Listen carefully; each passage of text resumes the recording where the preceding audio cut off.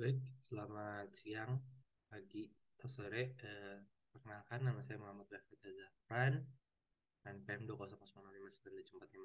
Kali ini saya akan mempresentasikan perihal laporan Magang Mitra mengenai pengembangan helpdesk PDDT sebagai full stack developer intern di Direktorat Jenderal Pendidikan Tinggi, Kementerian Pendidikan, Kebudayaan, Riset, dan Teknologi Republik Indonesia.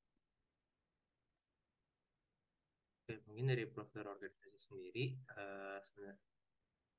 Direktorat Jenderal Pendidikan Tinggi, Kementerian Pendidikan, Kebudayaan, Riset, dan Teknologi Republik Indonesia atau Dikti merupakan salah satu unit utama di Kemendikbud RI. Kemudian dari Dikti sendiri dipimpin oleh Profesor Insinyur Nizam. Lalu di bawahnya terdapat Sekretaris Direktorat Jenderal yaitu Profesor Titi. Dan kemudian di Dikti sendiri terdapat empat unit, yaitu ada unit pembelajaran dan kemahasiswaan, unit riset teknologi dan pengabdian kepada masyarakat, unit sumber daya, dan unit kelembagaan. Setiap unit dipimpin oleh direkturnya masing-masing. Kemudian penempatan pelaksanaan pemagang, PDDikti sendiri merupakan unit langsung di bawah Sekretariat Direktoral Jenderal Pendidikan Tinggi, yang tugasnya itu menyelenggarakan sistem penghimpunan data pendidikan tinggi di seluruh perguruan tinggi di Indonesia. PDDikti sendiri memiliki dua proyek yang dapat dikerjakan oleh peserta magang. Nah, salah satu proyeknya itu adalah Helpdesk PDDikti. Dalam Helpdesk PDDikti sendiri terdapat 18 peran yang salah satu perannya adalah full stack developer. Peran yang penulis ikuti pada program magang mitra ini. Kemudian latar belakang dan teknologi. Latar belakang pekerjaannya sebagai full stack developer mencakup dua pekerjaan, yaitu back-end dan front-end developer. Untuk back-end sendiri sebagai full stack, saya bertugas untuk membangun dan mengolah database, menggunakan API yang memungkinkan komunikasi antara server dan sisi klien aplikasi, dan memastikan bahwa aplikasi sesuai dengan alur yang telah dibuat oleh UI UX dan product manager. Kemudian dari sisi frontend sendiri, tugas peneliti yaitu bertanggung jawab untuk mengubah desain yang telah dibuat oleh UI UX ke dalam pemrograman, serta membuat suatu tampilan yang memudahkan pengguna untuk dapat membaca data yang ada pada database dan tampilan yang memudahkan pengguna untuk memanipulasi data melalui API. Berikut uraian dari pekerjaan sebagai full stack developer. Kemudian teknologi yang digunakan untuk backend-nya sendiri, database-nya pengguna harus menggunakan PostgreSQL, dan untuk framework backend-nya sendiri, penulis harus menggunakan Echo Framework, dan untuk membantu mengubah dari model ke dalam table, penulis menggunakan GORM atau ORM library. Kemudian untuk teknologi yang digunakan front-end, penulis menggunakan React.js dan Tailwind CSS sebagai membantu untuk melakukan designing. Kemudian untuk komunikasi, tim internal dari project menggunakan Confluence. Oke, hasil pekerjaannya sendiri, penulis sebagai full stack developer menghasilkan suatu sistem baru, yaitu helpdesk PDDikti yang berbentuk knowledge base. Tujuan dari sistem helpdesk tersebut yaitu adalah untuk menyediakan solusi helpdesk yang terpusat dan membantu memberikan solusi untuk bisa membantu unit layanan terpadu Dikti untuk menjawab pertanyaan yang terbatas dalam keadaan sumber daya yang terbatas. Sistem ini terdiri dari admin dan pengguna, di mana admin sendiri terdapat 3 macam admin, yaitu admin, super admin, special admin, dan admin unit. Oke, mungkin saya akan mendemokan fitur sedikit untuk menjelaskan fitur-fitur yang ada. Baik, untuk tampilan pertama, untuk sebagai admin kita bisa melakukan login terlebih dahulu dengan menginput email dengan kata sandi. Kemudian apabila seorang admin lupa akan kata sandinya, maka dapat menggunakan fitur lupa kata sandi dan menginput email yang sudah didaftarkan ke dalam sistem. Kemudian apabila sudah memasukkan inputan email, maka nanti uh, akan ada password baru yang akan dikirim melalui email tersebut. Kemudian kita coba login menggunakan super admin terlebih dahulu. Baik, di tampilan awal di dashboard itu terdapat terdapat fitur statistik untuk melihat seluruh seluruh data terkait knowledge yang ada di helpdesk PDDT. Sebagai superadmin, kita di sini juga ada statistik jumlah kunjungan dari website helpdesk PDDT ini. Kemudian di sini kita bisa melihat total knowledge yang sudah dibuat secara keseluruhan dan total likes-nya dan dislikes. Di sini kita sebagai superadmin bisa melakukan sorting berdasarkan unit-unit yang ada, seperti sumber daya, seperti kelembagaan, ataupun prediksi. Kemudian di sini ada juga statistik untuk menampilkan knowledge dengan kunjungan terbanyak. Dan di bawahnya ada table dari kumpulan knowledge untuk melakukan overview saja. Kemudian kita juga bisa melihat data-data profil dari superadmin. Kemudian apabila ingin mengedit profil juga bisa, tapi yang bisa diedit hanya NIK dan NIP saja. Kemudian juga kita bisa melakukan ubah kata sandi dengan menggunakan hyperlink berikut. Dan kita dibawa ke halaman ubah kata sandi. Untuk mengubah kata sandi kita hanya perlu input kata sandi lama, kata sandi baru, dan kata sandi konfirmasi. Kemudian sebagai superadmin kita bisa melakukan pengelolaan knowledge atau artikel-artikel yang sudah dipost yang dilakukan oleh setiap unit. Kemudian di sini ada tampilan table yang menampilkan judul knowledge, kategori knowledge, waktu dibuat, waktu terakhir diperbarui, total downvote, dan actionnya. Kemudian kita bisa melakukan delete terhadap suatu knowledge yang sudah dipost dengan menekan memilih terlebih dahulu knowledge-nya dan menekan tombol hapus. Tapi kemudian apabila kita ingin membuat knowledge, kita bisa menekan tombol buat dan menginput judul knowledge, unitnya, kategori, subkategori, maupun kata kuncinya. Kemudian kita bisa menginput juga deskripsinya dan mengunggah berkas apabila memang dibutuhkan. Kemudian setelah kita mengisi semuanya, kita bisa memilih apakah knowledge tersebut ingin kita simpan ke draft terlebih dahulu atau langsung kita unggah. Oke. Kemudian sini sebagai superadmin kita bisa melihat konten dari knowledge tersebut, kemudian juga bisa melakukan penghapusan langsung atau pengembalian terhadap knowledge. Kemudian apabila kita ingin mengembalikan knowledge yang ada pada bagian yang sudah di-post, kita bisa melakukan action tombol ini dan menginput feedback mengapa knowledge tersebut dikembalikan ke draft. Akan revisi. Oke. Baik, jadi knowledge yang sudah saya kembalikan tadi harusnya sudah ada di draft. Kemudian kita juga bisa melakukan sorting berdasarkan pencarian. Misalkan kita ingin mencari sumber daya, maka akan ke sort berdasarkan inputan saya. Dan juga melakukan sorting berdasarkan unitnya, sampai dikti ataupun sumber daya dan lain-lainnya. Kemudian apabila kita ingin melihat draft apa saja yang sudah kita buat, kita bisa memilih ke lihat draft. Nah, berikut adalah tampilan dari manajemen draft dari superadmin, di mana kita bisa menghapus draft yang sudah ada dengan memilih draft-draft terlebih dahulu dan menekan tombol hapus. Kemudian kita bisa melakukan sorting sebagaimana pada manajemen knowledge. Kemudian kita bisa melakukan action, yaitu pertama kita bisa melihat mengapa knowledge tersebut dikembalikan ke draft dengan menekan tombol berikut dengan catatan apakah mengapa dibalikan kata diperbaiki, ataupun kita bisa mengedit dari draft tersebut. Nah, gitu. Nah, kemudian apabila kita ingin mengedit data-data pada draft yang sudah dibuat, kita bisa langsung ubah begitu saja. Kemudian kita bisa memilih apakah draft yang sudah kita buat tersebut bisa kita simpan ke draft atau langsung kita unggah. Kalau ingin kita unggah, kita bisa menekan tombol unggah. Tapi kalau kita kembalikan ke draft, kita bisa kembalikan ke simpan draft.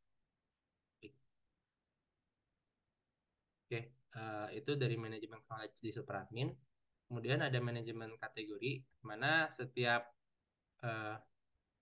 knowledge, jadi setiap knowledge itu memiliki satu kategori. Nah, untuk kategorinya sendiri, kita kita bisa menghapus dengan memilih kategori untuk kemudian kita dapat melakukan tambah hapus. Kemudian kita juga bisa melakukan sorting berdasarkan pencarian. Kemudian kita bisa membuat suatu kategori baru dengan menekan tombol buat, dengan memasukkan judul kategori dan unit utama yang sudah ada.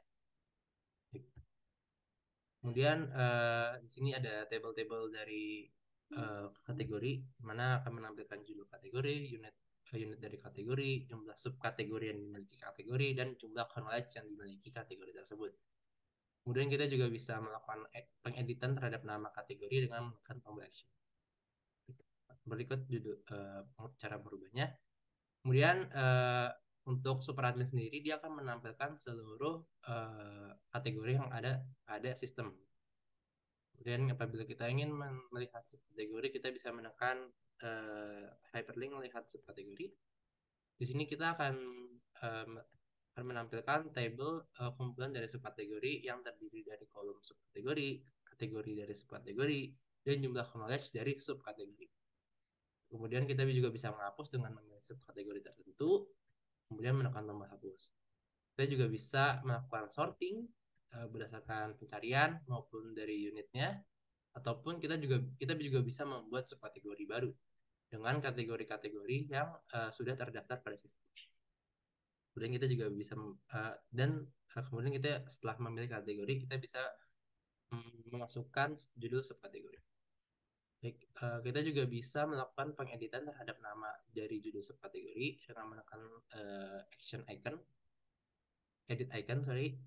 Terus kita tinggal rubah saja dari judul kategori dari judul subkategori. Baik, kemudian sebagai super admin kita juga bisa melakukan pengelolaan terhadap admin-admin yang lain, di mana kita bisa melakukan pendiletan, pencarian, kemudian juga sini ada table yang menampilkan nama-nama dari admin, username-nya, NIP-nya, dari unit-unitnya dari mana, dan status akses serta action untuk melakukan pengeditan. Kemudian di sini kita juga bisa membuat admin baru. Berikut soal emailnya, usernya, nama adminnya, NIK-nya, NIP, memilih unitnya, kemudian membuat kata sandi dengan sandi otomatis.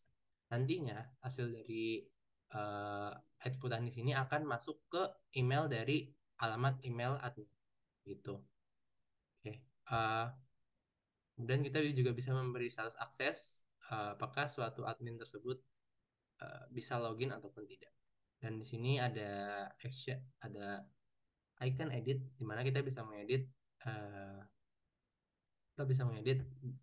data-data dari suatu admin unit.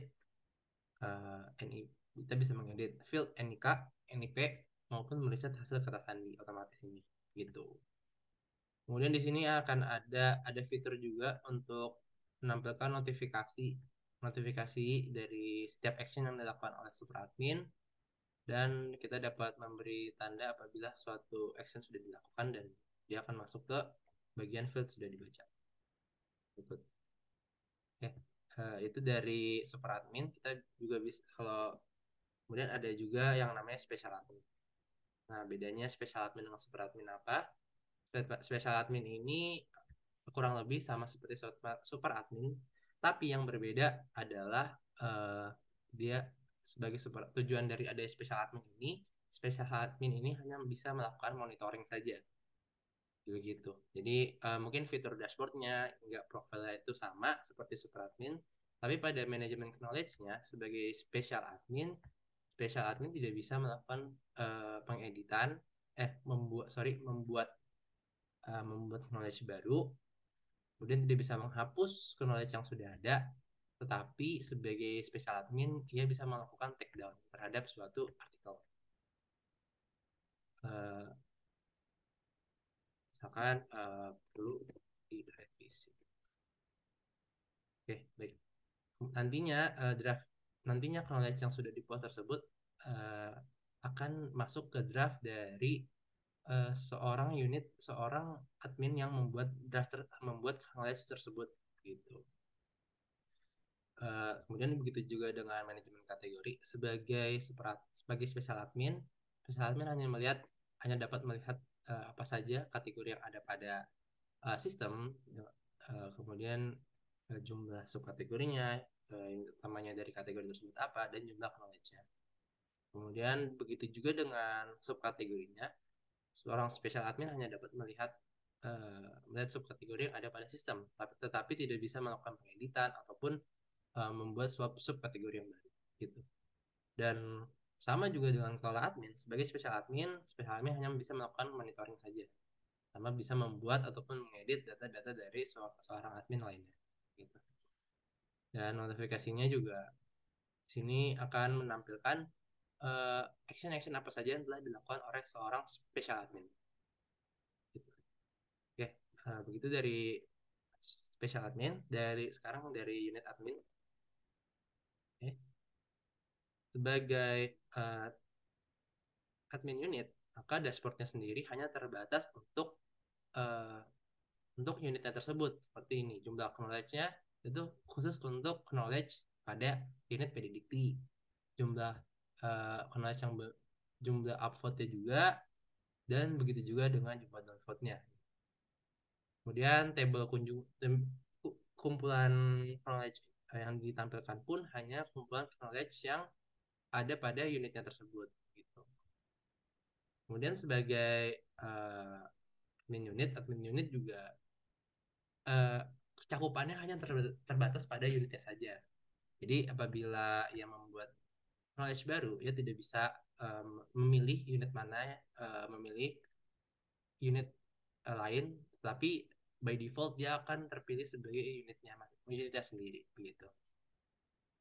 Dan sama sebagai admin, seorang unit admin dapat melakukan penyimpanan ke draft ataupun melakukan perubahan. Kemudian sebagai admin unit, draftnya pun juga sama. Draftnya tuh hanya cakupannya hanya yang dibuat olehnya. Kemudian dia juga bisa menghapus dan melihat mengapa knowledge yang sudah dia buat dikembalikan. Gitu. Lalu untuk manajemen kategori, seorang admin unit tidak bisa membuat kategori baru, di mana kategori hanya benar-benar dapat dibuat oleh seorang subadmin saja. Dan di sini ada subkategori, di mana sebagai admin unit bisa membuat suatu subkategori baru dengan catatan bahwa kategori-kategorinya hanya kategori yang terdapat pada unitnya saja. Kebetulan karena saya login sebagai unit predikti, maka kategori yang ditampilkan hanya terbatas pada kategori yang ada pada unit predikti. Gitu. Begitu juga notifikasinya menampilkan action-action yang telah ia lakukan. Oke, sekarang dari sisi user, seorang user bisa melakukan pencarian terhadap knowledge yang knowledge yang ada. Misalkan kita cari dengan data perubahan, bagaimana cara perubahan data.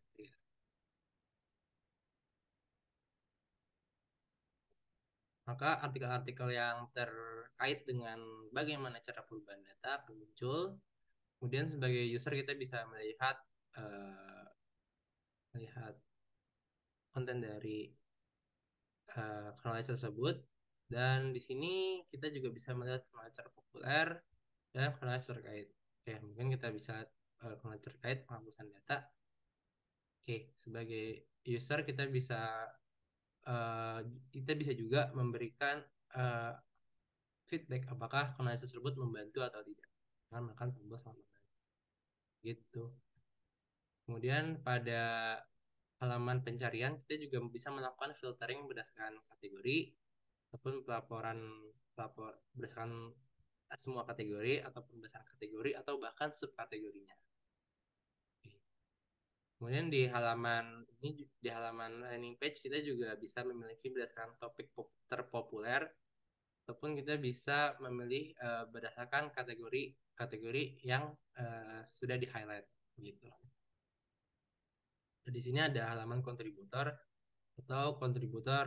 atau halaman kontributor pusat pusat informasi dari pengembangan helpdesk Dikti batch ke-1.